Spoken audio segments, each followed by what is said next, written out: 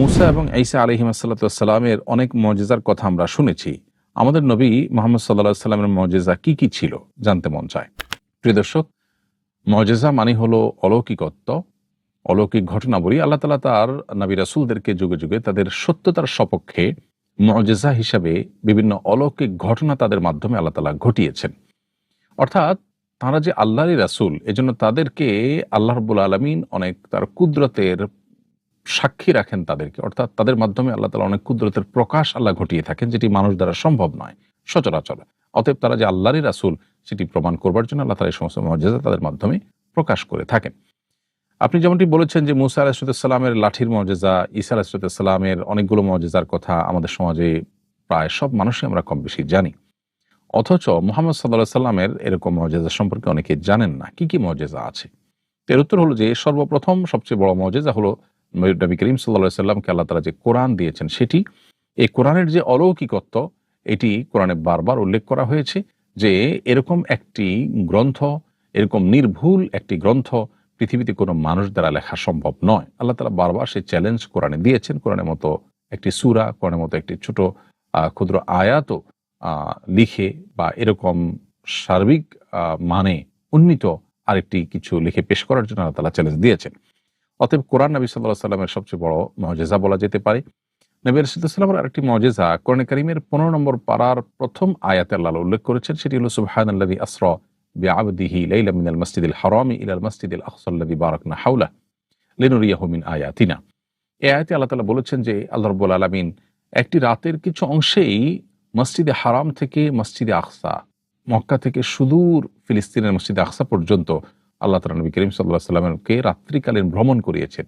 সে যুগে যে যোগাযোগ ব্যবস্থা ছিল, যে সমস্ত যানবাহন ছিল, সেগুলোতে কোনো অবস্থাতেই একটি রাতে মক্কা থেকে মসজিদুল আকসায় পৌঁছা সম্ভব ছিল না। সেখানে আল্লাহ তাআলা রাত্রিকালীন এই ভ্রমণ তাকে যে ঘটিয়েছেন এবং মুহূর্তের মধ্যে সফর আল্লাহ তাআলা করিয়েছেন এবং পরবর্তীতে ঊর্ধ্বাকাশে আল্লাহ তাআলা নিয়ে গেছেন, যেটা বিভিন্ন হাদিসের কিতাব দ্বারা প্রমাণিত, বিভিন্ন হাদিসি বর্ণনা দ্বারা প্রমাণিত।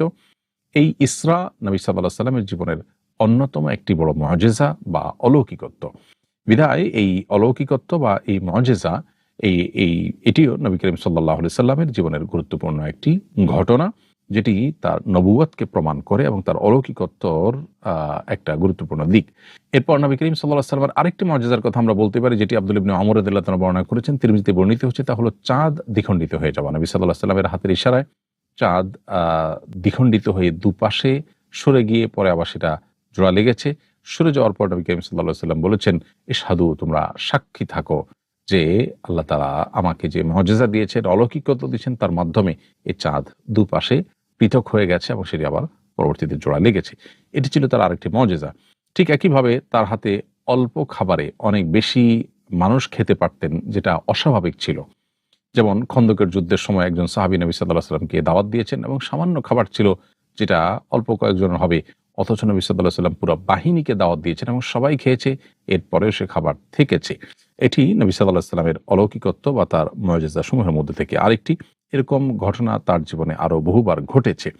ঠিক একইভাবে পানির স্বল্পতার সময় নবী সাল্লাল্লাহু আলাইহি সাল্লাম এর ২ আঙ্গুলের মধ্যবর্তী জায়গা থেকে পানি বের হওয়ার ঘটনা এবং ব্যাপক পরিমাণে পানি সেখান থেকে উৎসারিত হওয়ার ঘটনাও কিন্তু নবী সাল্লাল্লাহু আলাইহি সাল্লামের জীবনে ঘটেছে। সেটিও একটি মুজিজা। সেই সাথে নবী সাল্লাল্লাহু আলাইহি সাল্লামের জীবনে আরেকটি মুজিজা ছিল যে তিনি মিম্বর তৈরি হওয়ার আগে একটি খেজুর গাছের সাথে হেলান দিয়ে তারপর তিনি খুতবা দিতেন। তো খেজুর গাছের উপর ভর করে বা খেজুর গাছের সাহায্য নিয়ে তিনি যে খুতবা দিতেন, মিম্বর তৈরি হওয়ার পর সেটি যখন সরিয়ে ফেলা হলো, তখন সবাইকে অবাক করিয়ে দিয়ে সেই গাছ থেকে কিছুটা কান্নার আওয়াজ আসতে লাগলো এবং নবী সাল্লাল্লাহু আলাইহি সাল্লাম সেটিকে হাত ধরে স্পর্শ করে সান্ত্বনা দিয়ে তার কান্না থামিয়েছিলেন। বিষয়টি বিভিন্ন বিশুদ্ধ হাদিসের আলোকে প্রমাণিত হয়েছে। নবী রাসূলুল্লাহ সাল্লাল্লাহু আলাইহি ওয়াসাল্লামের যুগে এই অলৌকিক এবং অস্বাভাবিক ঘটনা তার হাত দিয়ে আল্লাহ তাআলা ঘটিয়েছেন। এটি তার মুজিজাগুলোর মধ্যে থেকে একটি।